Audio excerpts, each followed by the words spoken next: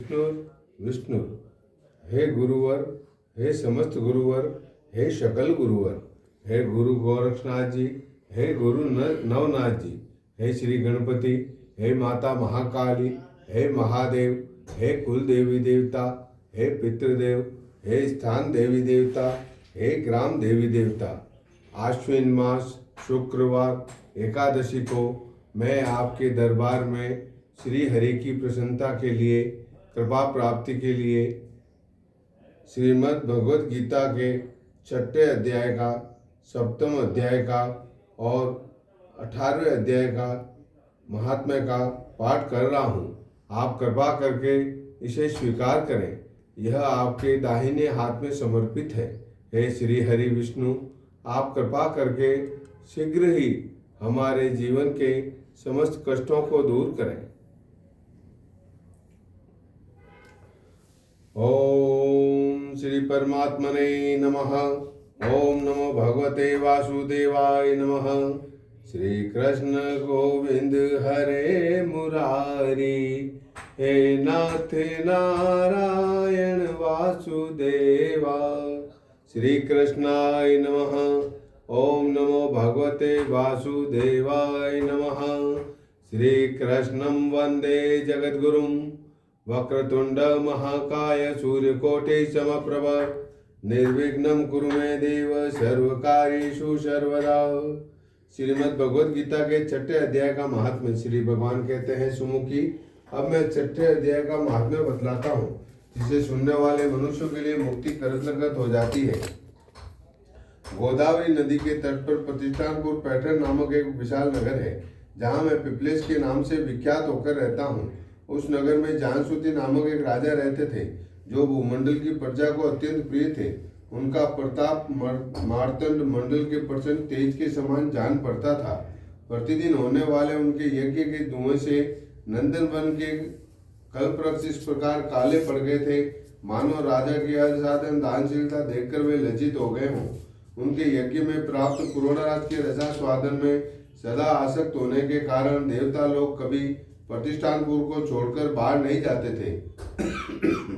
उनके दान के समय छोड़े हुए जल की धारा प्रताप रूपी तेज और यज्ञ के धूमों से पुष्ट होकर मेघ ठीक समय पर वर्षा करते थे। उस राजा के शासनकाल में इतियों खेती में होने वाले 6 प्रकार के उपद्रवों के लिए कहीं थोड़ा भी स्थान नहीं मिलता था और अच्छी नीतियों का सर्वत्र प्रसार होता था।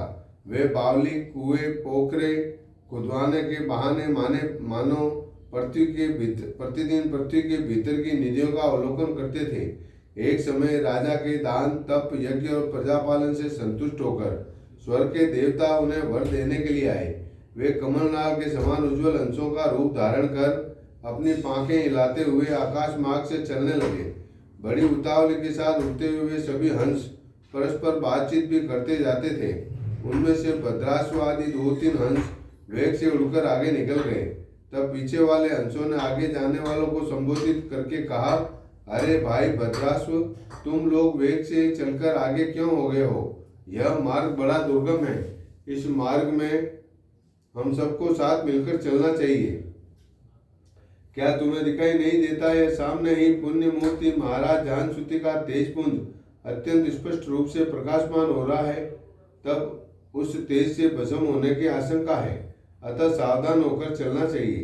पीछे वाले हंसों के ये वचन सुनकर आगे वाले हंस हंस पड़े और उच्च स्वर से उनकी बातों की अवहेलना करते हुए बोले, अरे भाई, क्या इस राजा जानसूति का तेज ब्रह्मवादी महात्मा रैकव के तेज से भी अधिक तीव्र है? हंसों की ये बातें सुनकर राजा जानसूति अपने ऊंचे महल की छत से उतर गए और सुखपूर्वक आसन पर विराजमान हो अपने सारथी को बुलाकर बोले, जाओ महात्मा रैको को यहाँ ले आओ। राजा का यह अमृत के समान वचन सुनकर मह नामक सारथी प्रसन्नता प्रकट करता हुआ नगर से बाहर निकला। सबसे पहले उसने मुक्तिदायिनी काशीपुरी की यात्रा की, जहाँ जगत के स्वामी भगवान विश्वनाथ मनुष्य को उपदेश दिया करते हैं।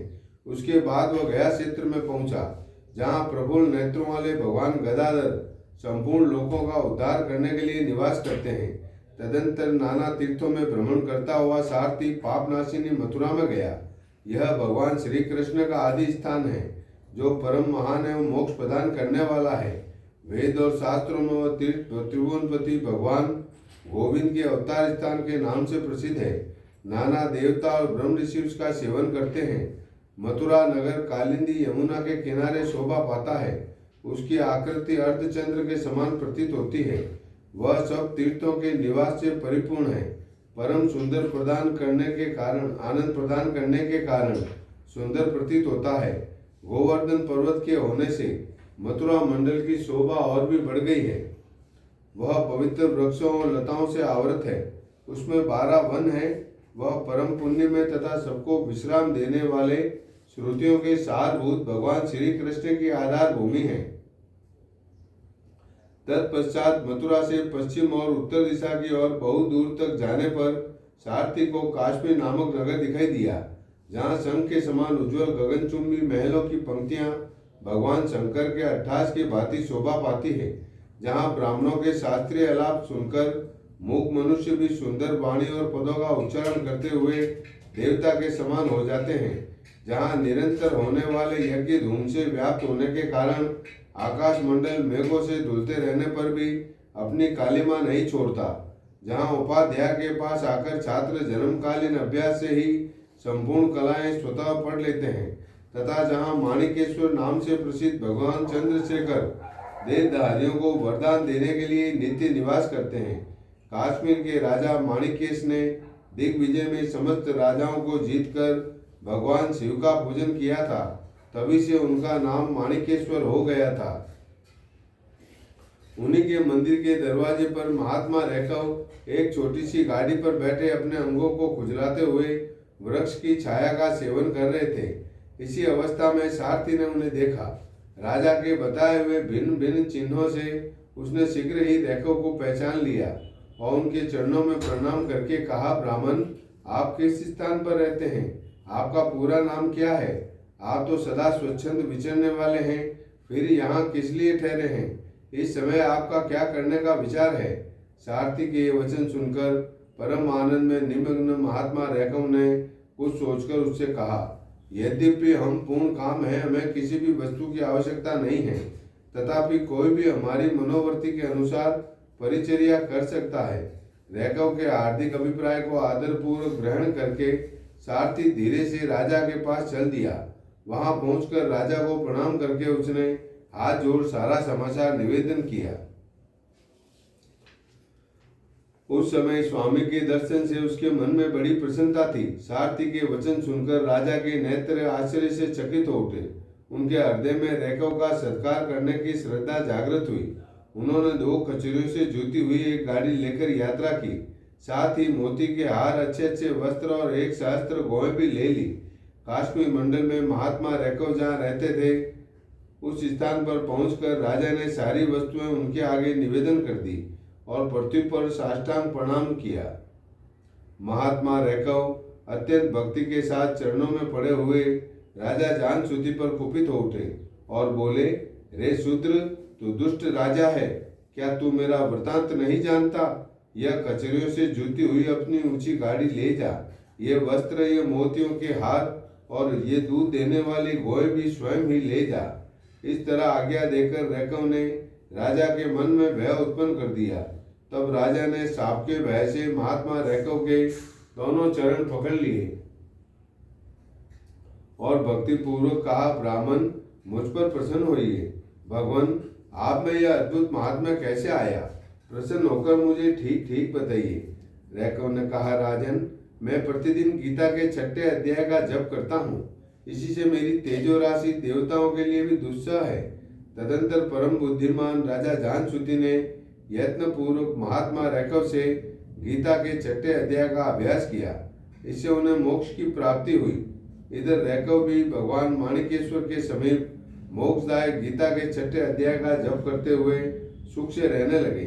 हंस का रूप धारण करके वरदान देने के लिए आए हुए देवता भी विस्मित होकर स्वेच्छा अनुसार चले गए। जो मनुष्य सदा इस एक ही अध्याय का जप करता है, वह भी भगवान विष्णु के ही स्वरूप को प्राप्त होता है, इसमें तनिक भी संदेह नहीं है। श्री कृष्ण गोविंद हरे मुरारी, हे नाथ नारायण वासुदेवा। श्री कृष्णाय नमः। ओम नमो भगवते वासुदेवाय नमः। श्री कृष्णं वंदे जगद्गुरुम्। श्रीमद् भगवद गीता के 7वें अध्याय का महात्म्य। भगवान शिव कहते हैं, पार्वती अब मैं 7वें अध्याय का महात्म्य बतलाता हूँ, जिसे सुनकर कानों में अमृत राशि भर जाती है। पाटलिपुत्र नामक एक दुर्गम नगर है, जिसका गोपुर द्वार बहुत ही ऊंचा है। उस नगर में शंकुकर्ण नामक एक ब्राह्मण रहता था। उसने वैश्य वृत्ति का आश्रय लेकर बहुत धन कमाया, किंतु न तो कभी पितरों का तर्पण किया और न देवताओं का पूजन ही। वह धनोपार्जन में तत्पर होकर राजाओं को ही भोज दिया करता था। एक समय की बात है, उस ब्राह्मणों ने चौथा विवाह करने के लिए अपने पुत्रों और बंधुओं के साथ यात्रा की। मार्ग में आधी रात के समय जब वह सो रहा था, तब एक सर्प ने कहीं से आकर उसकी बाह में काट लिया। उसके काटते ही ऐसी अवस्था हो गई कि मणि, मंत्र और औषधि आदि से भी उसके शरीर की रक्षा असाध्य जान पड़ी। तत्पश्चात कुछ ही क्षणों में उसके प्राण पखेरु उड़ गए। फिर बहुत समय के बाद वह प्रेत सर्प योनि में उत्पन्न हुआ। उसका चित्त धन की वासना में बंधा था। उसने पूर्व वृतांत को स्मरण करके सोचा, मैंने जो घर के बाहर करोड़ों की संख्या में अपना धन गाड़ रखा है, उसे इन पुत्रों को वंचित करके स्वयं ही इसकी रक्षा करूंगा। एक दिन सांप की योनि से पीड़ित होकर पिता ने स्वप्न में अपने पुत्रों के समक्ष आकर अपना मनोभाव बताया। तब उसके निरंकुश पुत्रों ने सवेरे उठकर बड़े विस्मय के साथ एक दूसरे से स्वप्न की बात कही।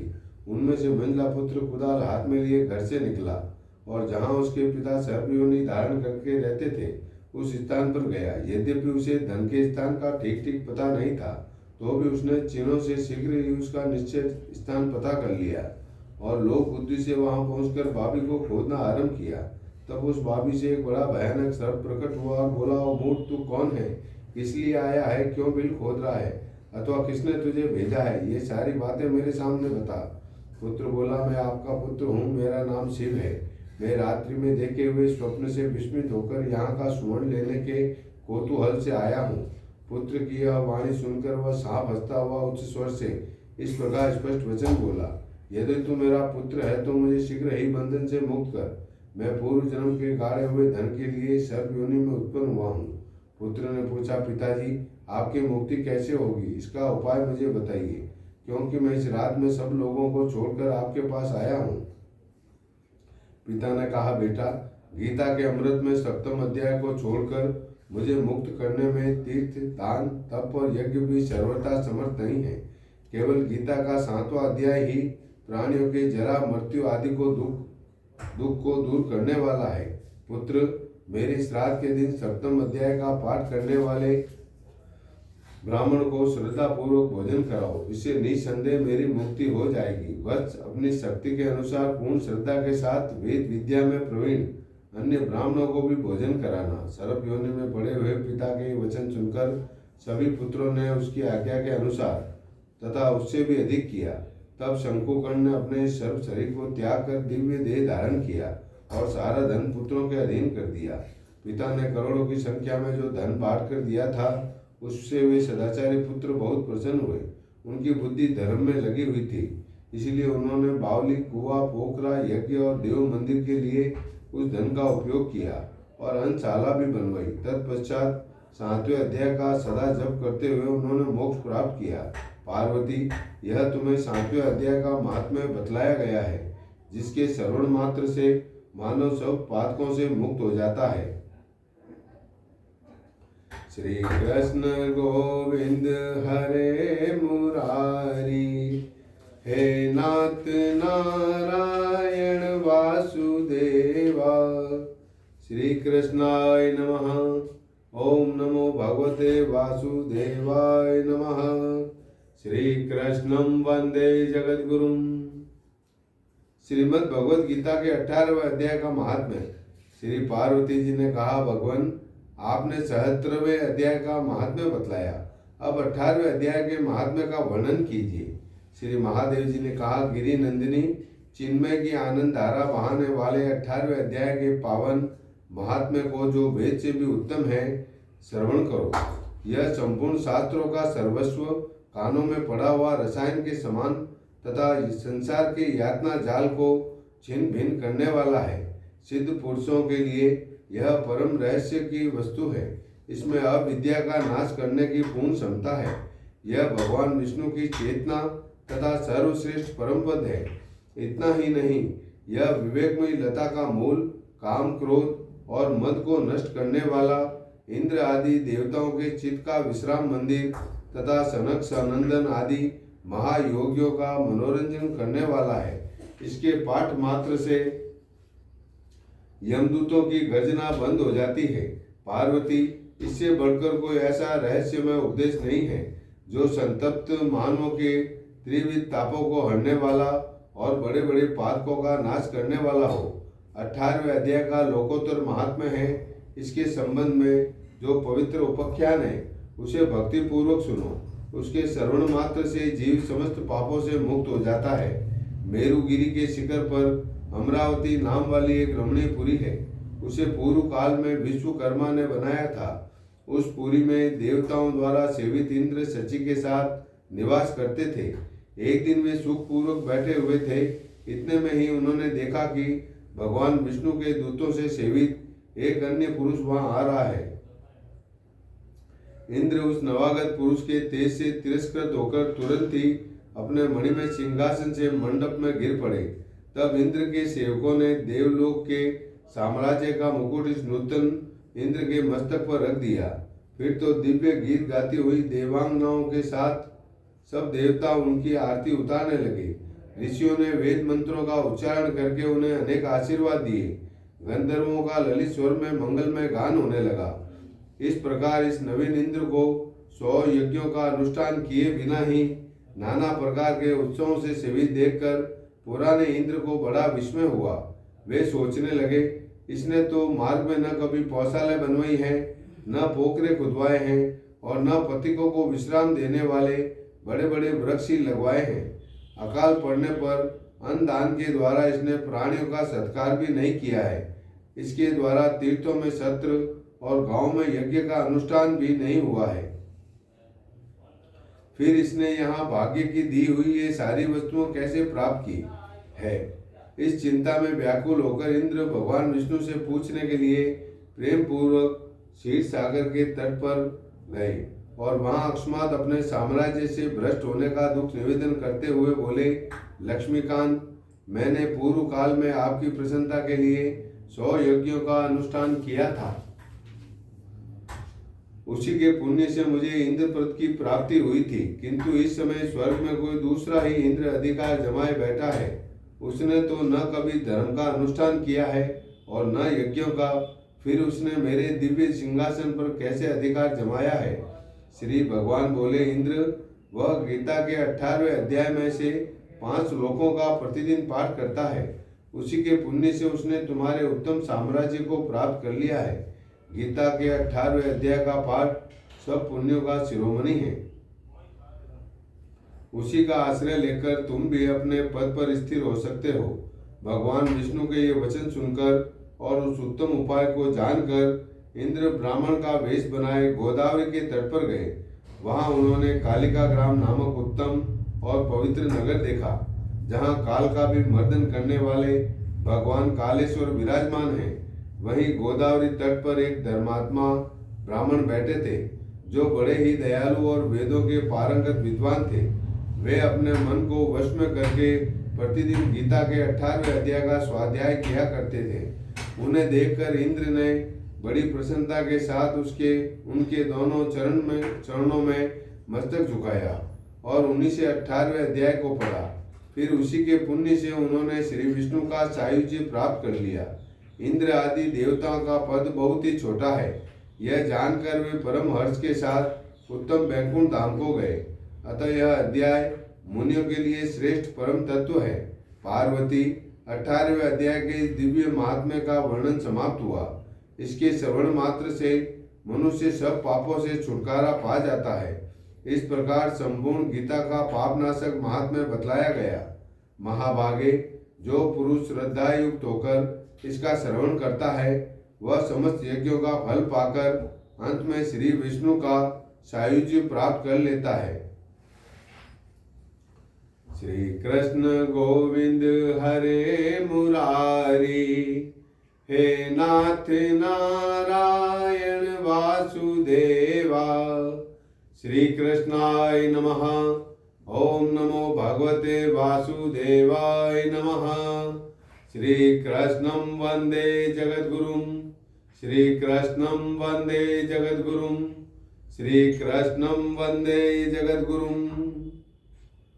हे श्री हरि विष्णु, आप कृपा करके गीता के पाठ के महात्म्य जो मैंने किए हैं उन्हें स्वीकार करें।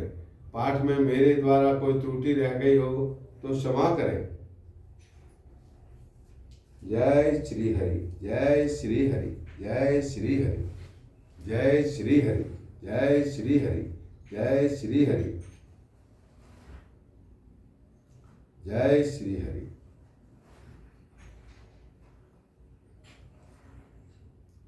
जय श्री हरि, जय श्री हरि, जय श्री हरि।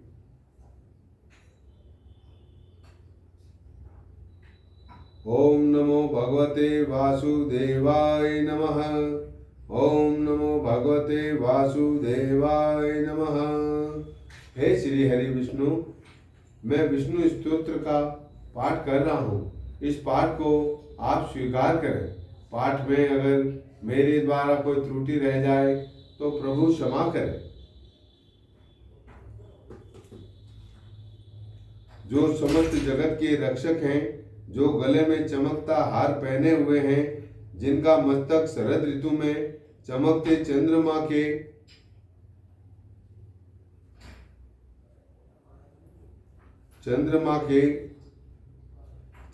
की तरह है, और जो महादैत्यों के काल हैं, आकाश के समान जिनका रंग नीला है, जो अजय मायावी शक्तियों के स्वामी हैं, देवी लक्ष्मी जिनकी साथी हैं, उन भगवान विष्णु को मैं बारंबार भजता हूँ।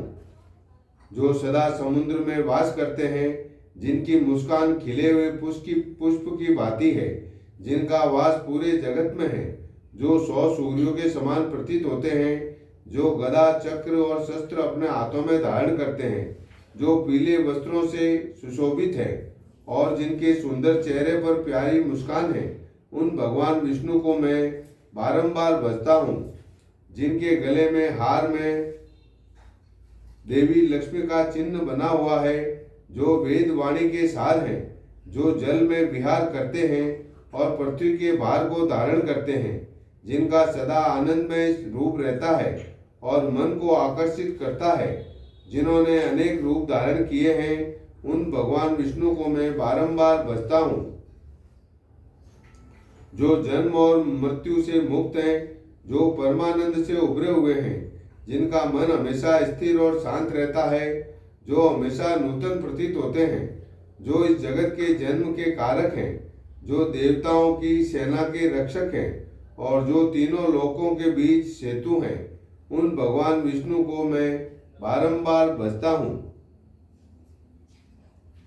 जो वेदों के गायक हैं, पक्षीराज गरुड़ की जो सवारी करते हैं, जो मुक्तिदाता हैं और शत्रुओं का जो मान हारते हैं, जो भक्तों के प्रिय हैं, जो जगत रूपी वृक्ष के जड़ हैं और जो सभी दुखों को निरस्त कर देते हैं, मैं उन भगवान विष्णु को बारंबार भजता हूँ।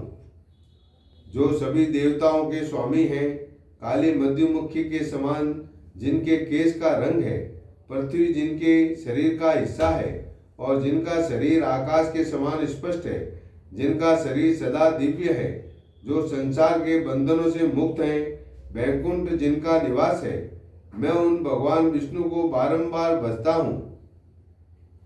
जो देवताओं में सबसे बलशाली हैं, त्रिलोकों में सबसे श्रेष्ठ हैं, जिनका एक ही स्वरूप है, जो युद्ध में सदा विजय है, जो वीरों में वीर हैं, जो सागर के किनारे पर वास करते हैं, उन भगवान विष्णु को मैं बारंबार भजता हूँ। जिनके बाईं ओर लक्ष्मी जी विराजित हैं, जो शेषनाग पर विराजित हैं, जो राग रंग से मुक्त हैं, ऋषि मुनि जिनके गीत गाते हैं, देवता जिनकी सेवा करते हैं और जो गुणों से परे हैं, मैं उन भगवान विष्णु को बारंबार भजता हूँ।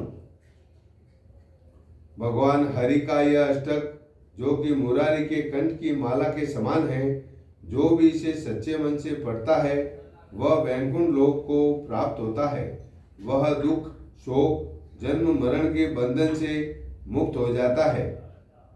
श्री हरि स्तोत्रम पूर्ण। ओम नमो भगवते वासुदेवाय नमः। ओम नमो भगवते वासुदेवाय नमः। ओम नमो भगवते वासुदेवाय नमः। हे श्री हरि, आप कृपा करके स्तोत्र का पाठ स्वीकार करें। वाचन में मेरे द्वारा कोई त्रुटि रह गई हो तो मुझे क्षमा करें। जय श्री हरि। हे श्री हरि, मुझे आसन से उठने की आज्ञा प्रदान करें। ओम नमो भगवते वासुदेवाय नमः। ओम नमो भगवते वासुदेवाय। श्री हरि श्री हरि।